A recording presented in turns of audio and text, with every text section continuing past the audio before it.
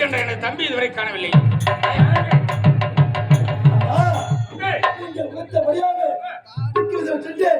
அந்த 33 தேவர்களெல்லாம் தலைவனை சிறைப்படுத்தி விட்டேன். இருந்தாலும் அந்த ஆரம்பை பூர்வத்தை மேலவை சொல்லக்கூடிய 4 வகை நாட்டிய வாதங்களிடம் கட்டி அழைத்து ஒரு புத்தத்தை கேட்டு அவளை படிக்க வைத்து விட்டார்கள். அவளை பிடித்து ஓடி வந்து எங்கோ சென்று மறந்து விழுந்திருந்தார்கள். இருந்தாலும் உங்களை காண வந்த காரணம் என்ன தெரியுமா?